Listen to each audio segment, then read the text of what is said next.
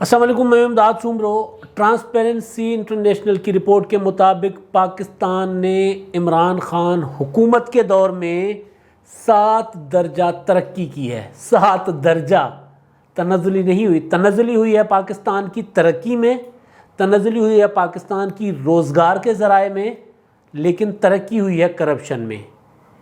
اور حکومت پاکستان نے کرپشن کو ختم کرنے کے بجائے روزگار کے ذرائع ختم کرنے کا فیصلہ کر دیا ہے۔ 70,000 اسامیاں سرکاری وفاقی سرکاری محکموں سے 70,000 اسامیاں اور 117 ادارے ختم کرنے کا فیصلہ کیا عمران خان صاحب کی حکومت نے۔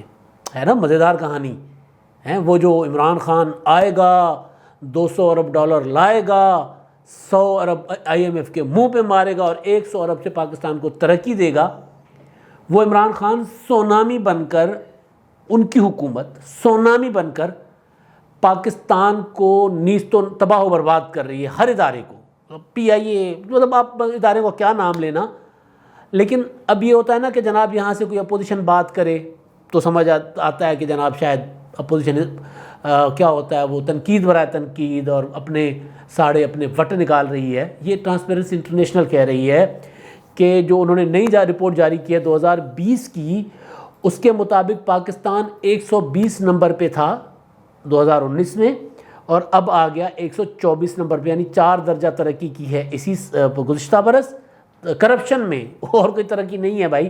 اور اس سے پہلے 2019 کی رپورٹ کے مطابق پاکستان 117 نمبر سے 120 نمبر پہ چلا گیا، اور یہ موازنہ ہے 180 ممالک کا۔ تو ایک تو یہ خبر ہے۔ اب یہ مطلب ہم کہہ سکتے ہیں جناب عالمی سازش ہے، لیکن اس کے ہوتا ہے نا جو ملک کے اندر جو معاملات چل رہے ہیں، جو نظر آ رہے ہیں، اور پھر وفاقی حکومت کے اپنے فیصلے۔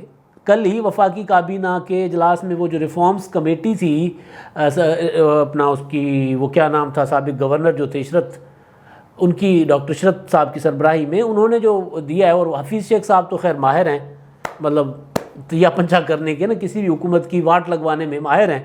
تو بہرحال ریفارمز کی کمیٹی جو تھی، اس میں آپ کو یاد ہوگا کچھ دن پہلے وہ ان کی شفقت محمود صاحب اور دیگر نے بریفنگ وغیرہ بھی دی تھی۔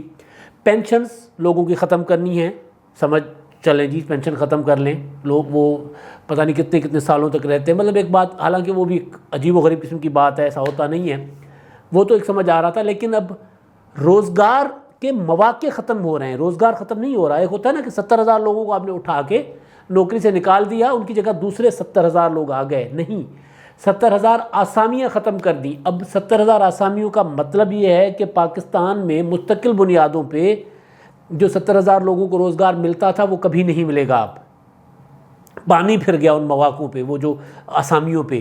اور 70,000 اگر پاکستان میں ایک خاندان کا ایک یونٹ جو ہے، وہ کوئی 6 افراد کا یونٹ ایوریج ہوتا ہے ہمارے ہاں، 6 افراد کا، تو 6 افراد کے یونٹ کا مطلب 2 لاکھ اپنا کتنا 4,20,000 لوگوں کی روزی چھین لی گئی، روٹی چھین لی گئی ہمیشہ ہمیشہ کے لیے۔ عمران خان آئے گا، $200 ارب لائے گا، اور اتنے ادھر مارے گا، اتنے ادھر مارے گا، یہ ہے جناب ہو رہا۔ اچھا، اب وہ جو ٹرانسپیرنسی انٹرنیشنل ہے، اس کی باتوں پہ ہم نہیں جاتے ہیں، ہم صرف آتے ہیں جناب حکومت کی اپنی جو اجلاسوں میں ہونے والی باتیں، حکومت کے اپنے لوگوں کی ہونے والی باتوں پر۔ پہلے ذرا تھوڑا سا ہلکا سا چینی اسکینڈل، انہی عمران خان صاحب کے 2.5 سالوں میں آیا۔ آٹا اور گندم اسکینڈل، سب سے بڑا اسکینڈل ادویات کا، ہم بار بار پیٹتے رہتے ہیں، کھربوں روپے کا۔ پیٹرول وہ غائب ہو گیا تھا، مصنوعات۔ LNG کا، یہ ہیں وفاقی حکومت سے براہ راست جڑے وہ جو عمران خان صاحب کی حکومت میں آئے معاملات۔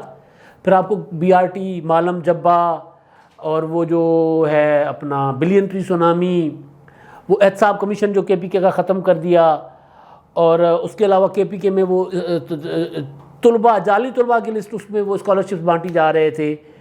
تو یہ، اور وہ اب DG خان کی کرپشن کی کہانیاں جو سامنے آ رہی ہیں، ہائے ہائے ہائے ہائے، ثاقب نثار صاحب ہوتے تو سو موٹو نوٹس لیتے۔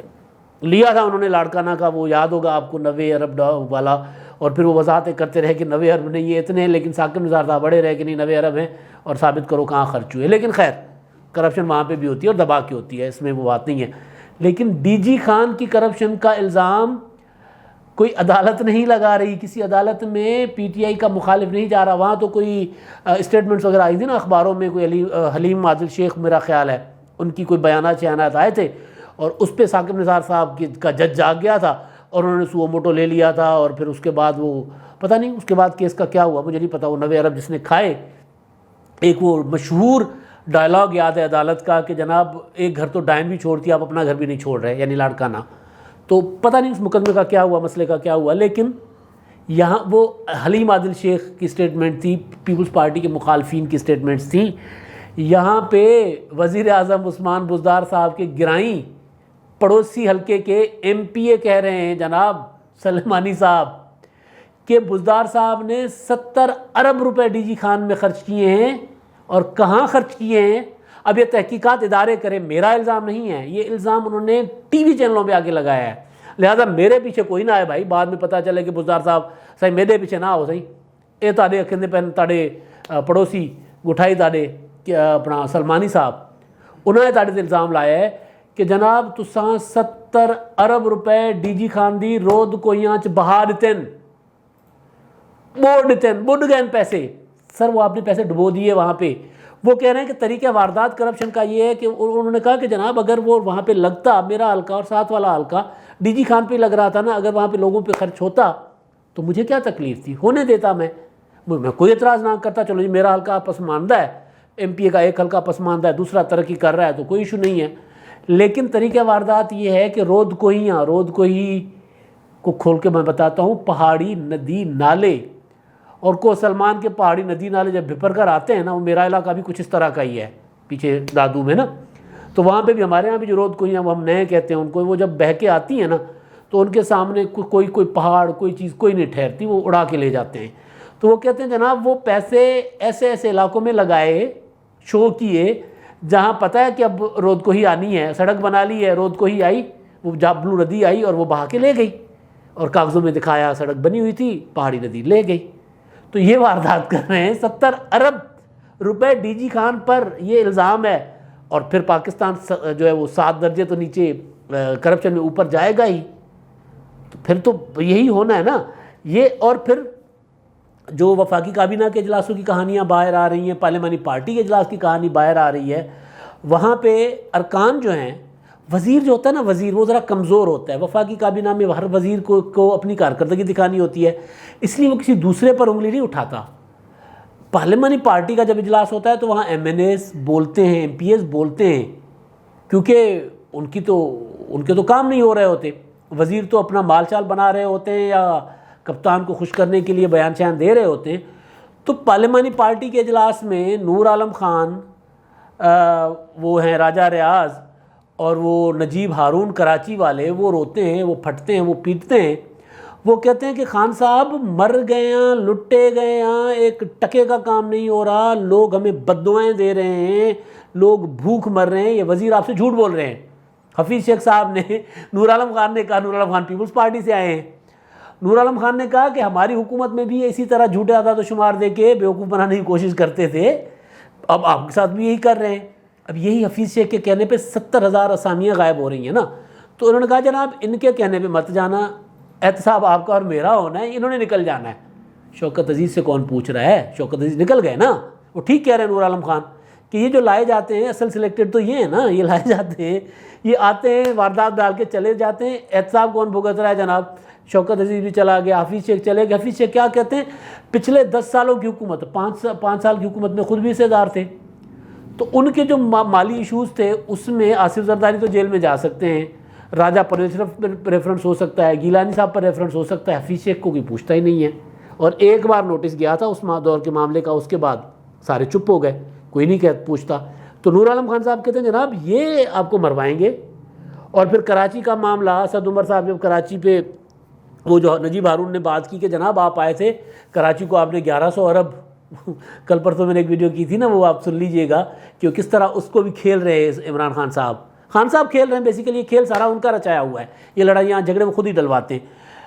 وہ کراچی کے لیے جو آپ نے جتنے وعدے کیے ایک وعدہ پورا نہیں کیا. لوگ ہماری جان کو آئے ہوئے لوگ ہمیں پوچھتے ہیں کراچی شہر میں جو ووٹر ہے وہ تو دروازے پہ آ جاتا ہے، وہ تو آ کے پوچھتا ہے. مطلب لاہور میں آپ سوچیں نا کہ میں نے کام نہ کرے کتنی دور ہوگا وہ، تو کراچی میں تو وہ پوچھتے ہیں ظاہر، اسی طرح جیسے لاہور میں آ کے پوچھتے ہوں گے. تو وہ تو ہم سے پوچھنے آتے ہیں. تو اسد عمر صاحب نے کہا نہیں جی ہم وہاں پہ کام کرنے کا کیا کر رہے ہیں آپ، K4 وہیں کھڑا ہے جہاں پہ پچھلی حکومت چھوڑ کے چلی گئی تھی. آپ نے جتنے وعدے کیے ایک وعدہ بتا دیا آپ نے پورا کیا. تو خان صاحب نے کہا نہیں اب میں نا اپنے MNAs کو 50-50 کروڑ روپے دوں گا.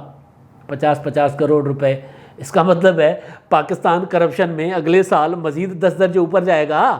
پھر یہی ہوگا نا کہ جب آپ لوگوں کے جینوئن وہ جو مسائل حل کرنے کے بجائے 50-50 کروڑ بانٹیں گے، اور وہ بھی سینٹ الیکشن سے پہلے بانٹیں گے. سمجھ آ رہی نا بات کہ سینٹ الیکشن سے پہلے دریا دلی دکھا رہے ہیں، عدم اعتماد کی تحریک کے نام سے آپ وہ تحریک کی بات ہوتے ہی آپ کو اپنے MNAs یاد آ گئے تو پھر آپ یہ بانٹیں گے. اب تو پھر وہ دال جوتیوں میں بٹے گی. تو یہ خان صاحب اس طرح بانٹیں گے. تو بہرحال یہ چیزیں جو ہے یہ اب ہو رہی ہیں. اور اب خان صاحب کم از کم یہ 70,000 اسامیاں جو ختم کرنے کا معاملہ پچھلی حکومتوں پہ تو نہیں ڈال سکتے. اب وہاں پر اجلاسوں میں جہانگیر ترین صاحب کا بھی ذکر ہو رہا ہے، ان کا نام بھی آ رہا ہے کہ جناب اب ترین صاحب کو لے آئیں تو معاملہ آپ کا چلے گا. بات تو خالی سینٹ کے انتخابات کی نا راجہ ریاض صاحب نے، اور راجہ صاحب جو ہے وہ جہانگیر ترین صاحب کے کیمپ کے آدمی سمجھے جاتے ہیں. مگر بات تو یہی ہے، میں نے آپ کو یاد ہے پچھلے دنوں کہا تھا کہ خان صاحب نے ٹھنڈی آہ بھر کے کہا تھا کہ اگر کاش جہانگیر ترین میرے ساتھ ہوتے، وہ میری پولیٹکس کرتے تھے. باقی تو ہر کوئی اپنی اپنی پولیٹکس کرتا ہے. تو خان صاحب کو بھی تو یاد ستا رہی جہانگیر ترین صاحب کی. اب راجہ ریاض صاحب نے وہاں بات کی ہے، وہ بات ایسے ہی نہیں ہوئی ہوگی، اس بات کے پیچھے بات ہوگی. اور وہ کیا بات ہوگی جہانگیر ترین کے متعلق، جہانگیر ترین کی کیا واپسی ہو رہی ہے، اس کے متعلق کیا واپسی ہو رہی ہے، اس کے متعلق میں آپ کو اپنے اگلے ولاگ میں بتاؤں گا. اب تک کے لیے اتنا ہی. اللہ حافظ.